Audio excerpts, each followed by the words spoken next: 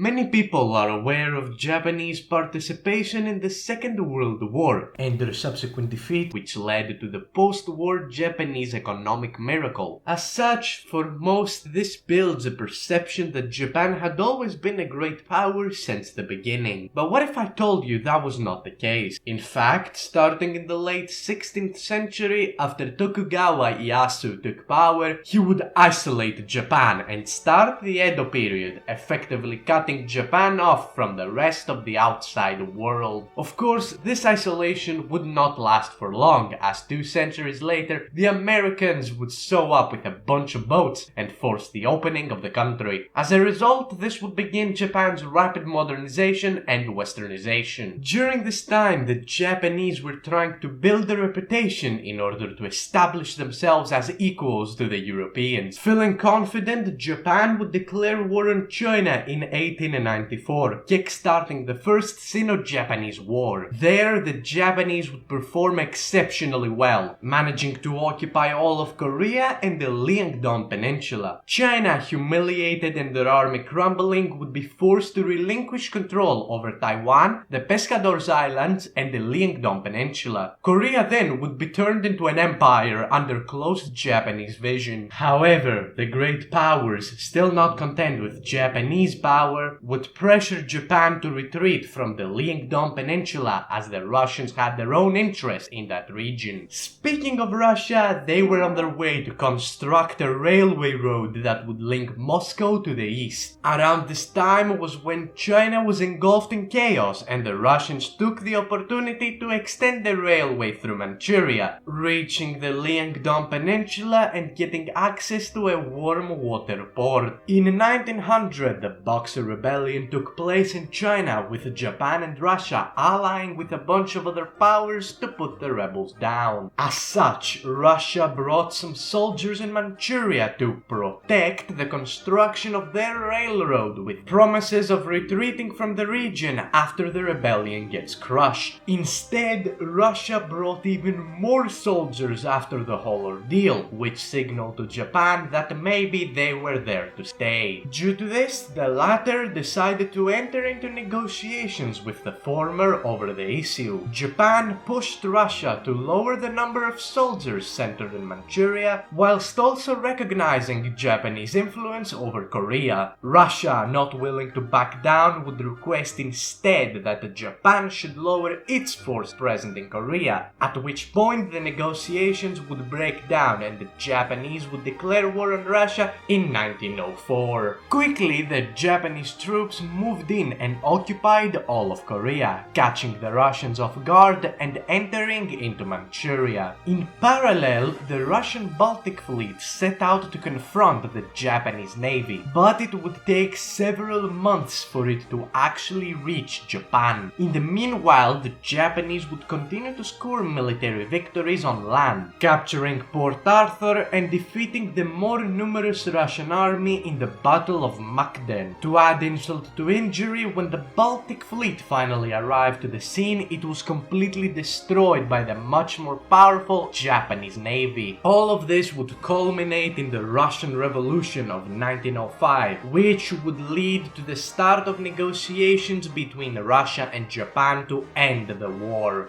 The Russians agreed to retreat from Inner Manchuria whilst also recognizing Japanese ownership over Korea. Japan would also take over Port Arthur and South Sakhalin. In the direct aftermath of the war, Japan found itself as the strongest Asian power, consolidating their position by annexing Korea in 1910, and over the next 4 decades would slowly begin encroaching on Chinese territory. But did things have to be like that? What would have happened had Russia, instead of suffering a humiliating defeat, emerged victorious in the Russo-Japanese War? To start off with, for Russia to win, we have to make few changes to history. First of all, we are going to make sure that the reinforcements from the West actually arrive on time. In our timeline, Russia did attempt to send soldiers over, but due to the many pitfalls of the Trans-Siberian Railway, they were unable to get there on time. In this timeline, we are going to assume that Russia sends these soldiers earlier, allowing them to reach the battlefield on time, and thus greatly strengthening the Russian position. On top of that, we can allow the Japanese to lose the naval war, allowing Russia to gain supremacy over the sea. This can happen several ways, from the Japanese leadership fumbling hard to giving Russia more time to prepare, to even just giving the Russians more luck. After all, the Japanese were in smaller numbers, so I don't consider it an improbability for them to lose naval supremacy. Lastly, I would like to delay the Russian Revolution a wee bit, giving Russia the opportunity to bear its full force to the front lines. All of these changes would lead us to an alternate Battle of Mukden. During the battle, the Russians would humiliate the Japanese army, pushing them out of Manchuria and beginning their march into Korea. At the same time, a landing in Seoul would take place, allowing the Russians to quickly move and encircle the remnants of the Japanese army. Japan, realizing that this war is unwinnable at this point, would decide to enter into negotiations with the much stronger Russian Empire. In the aftermath of the war, Russia would retain control over Port Arthur and their influence in Inner Manchuria, while the Korean Empire would become a direct Russian puppet. On top of that, it is extremely possible, in my opinion, that to prevent Japan from trying anything funny again, Russia would seize control over Taiwan, crushing Japan's dreams of future expansion. Russia cements itself as the second great power of Asia, rising to a position capable of rivaling the British Empire. But before we continue, a large percentage of you aren't subscribed. If you would like to keep up with all my latest videos, consider subscribing and hitting the notification bell. It really helps out the channel a ton. Anyways, let's get back with the video. In the short term, not much would change, as the build-up to World War I is relatively the same. In Asia, however, Japan would likely not seek to join the Entente for now, as the humiliation the Japanese suffered as a result of the Russo-Japanese War would have left them bitter. As for Germany, this Russian victory would only further enforce the idea that Russia is an extremely powerful nation to match. As a result, German plans to win the Great War would be shifted east, with the goal being to knock Russia out of the war before they fully mobilize. So, as the Entente Cordiale is formed between France and Russia, and the Ottomans nearly get kicked out of the Balkan, Franz Ferdinand gets shot in Sarajevo in 1914, kickstarting the First World War. Immediately, Germany moves quickly to execute its military plan. They'd enter Poland with relatively no opposition, while in the west the French would take advantage of the situation to attempt to advance into the Rhine. They would see mixed success, managing to break through the German fortifications, capturing Alsace-Lorraine and the Saarland before the front line stabilizes. The British, for their part, have been suspiciously silent, not planning to intervene in the war just yet, as so far they still have doubts whether to support the Russians or not. At the same time, as the war would expand to other countries, Japan, seeing the success Germany was achieving on the battlefield, would negotiate entry into the Central Powers with the hope of recovering their influence over Korea and Manchuria. Of course, the Russians would have much more pressing issues to deal with and would ignore the Asian holdings for now, allowing Japan to swiftly occupy all of Korea. In Anatolia then, the Turks wouldn't fare as well, being driven out of most of outer Armenia. Around late 1916, the German advance into Russia would halt due to the Germans having to redirect a large part of their troops to the Western Front in order to stop the French advance. Hence, the Russian army would see minor victories in the front lines, greatly boosting troop morale, and as such, the February Revolution and the subsequent October Revolution of our timeline would be avoided. With the French by this time having occupied the whole west bank of the Rhine, the Germans would find great difficulty repelling French attacks, and the front would halt to a stalemate. The German economy would begin to show signs of weakness, and before long the Russians would mount immense pressure against the German war machine. Soon, I expect that a socialist revolution similar to our timeline would overrun the German government and request peace. Similarly, the Austrian Empire would collapse from the inside out as the Italians march into Tyrol. A Russian force would be sent to the Balkan to pacify Bulgaria whilst threatening Constantinople, which would also force the Ottomans to sue for peace. The European theater would thus come to an end, and the Russians can now turn their full force towards the Japanese. It wouldn't be long before Russia begins to push into Manchuria and Korea, and by late 1917, the guns would fall silent as the final Central Powers member would be dealt with. And so, the Entente members would meet in Paris to discuss what to do with the defeated Central Powers. Notably, the British and the Americans are absent in the negotiations as they would have never joined the war to begin with. The Central Powers would be crippled as France would seize Alsace-Lorraine and the Saar, whilst making a protectorate in the Rhineland. Russia would take over all of the Polish majority territories of the former German and Austrian empires, creating an autonomous Polish state to keep the Poles satisfied. On top of that, the Austrian Empire as a whole would be destroyed, and Russia would gain direct influence over Czechoslovakia, as a Russian nobleman would be placed on the throne. The Ottoman Empire in turn would surprisingly get a way lighter peace deal than in our timeline, as the Russians would only expand their influence into outer Armenia. Over in the colonial game, in order to appease the British, the Entente would grant all German colonies to them, with the exception of Cameroon, which would be given to France instead. Lastly, Asia would mostly return to the status quo, with the Russians taking over Qingdao and military and economic restrictions likely being placed on Japan and the other Central Powers. In the aftermath of the war, the British would realize the tremendous threat an industrial Russia could pose and would try to seek out new allies. Likely, the Ottomans, seeking to recover their losses from the Russians, would grow closer and closer to Britain as an Ottoman-British alliance is formed. Meanwhile, in the West, Germany's economy post-war would suffer, and without the Americans helping to boost the German economy, catastrophe would ensue. Likely, the country would grow more and more socialist and would also move diplomatically closer to Britain. Italy, for their part, would also find themselves in a chaotic situation. The country would likely exit this war with less than in our timeline, since Yugoslavia would stay a faithful ally of the Russians, and thus they would be strengthened much more. As such, I have no doubt that ultranationalism would still rise in the country, aiming to restore Italian greatness over the Mediterranean. In Asia then, Japan would become more and more paranoid, turning into a militaristic dictatorship much sooner, whose goal still remains the complete destruction of the Russian Empire. This all results in an atmosphere which is pretty tense in both Europe and Asia, with the Germans, the Italians, the Japanese and the British waiting for their time to strike. Meanwhile, Tsar Nicholas would move Russia into a more federal model. Just like Poland received autonomy, so would Finland, Armenia and possibly even the Central Asian states. Industrialization would also kick in the early 1920s, further strengthening the already imperial giant. As we enter the 1930s, the British and the Russians would enter into competition over China. The Kuomintang would receive aid from Russia with the hope of creating a strong, Russian-aligned, unitary Chinese state, as the British attempt to influence Tibet and other opposing warlords. Britain, however, is going to see little to no success, as most of the Chinese population despised them, as after all they were still the face of the century of humiliation. In stark contrast, the Russians would be seen as the reasonable party, trying to guide the Chinese nation to unity. At the same time, the Japanese would strengthen their alliance with Britain and would move to support their own warlords in order to weaken Russian influence over China. China. A world war seems to be near, and the powers are preparing for it. Germany would still turn ultra-nationalistic, and together with Italy would join the British-Ottoman-Japanese alliance, as the Quintuple Alliance, also known as the Eurasian Axis, is formed. In the Balkan too, tensions would rise as the Greeks, who still dream of realizing the Megali idea, would find themselves on the Russian camp. The Americans remain on the sidelines for now, not planning to join either side fully, as the lines have been drawn for the largest war in all of history. Whichever faction emerges victorious would come to rule over the world, with little to no competition from opposing powers. However, though it would be interesting to explore this possible war, I'm going to leave the video here as it is getting a little too long. Let me know who you think is going to win this war, and if we reach 3000 likes, I may make a part 2. Anyways, that's all for today. I hope you enjoyed the video, and as always, remember to leave a like, subscribe, and comment your thoughts to help boost the algorithm. Sure, if this scenario was a little unrealistic, but I tried to make it as interesting as possible this time, so let me know what you think about this style of content. Anyways, goodbye, and of course, have a great rest of your day.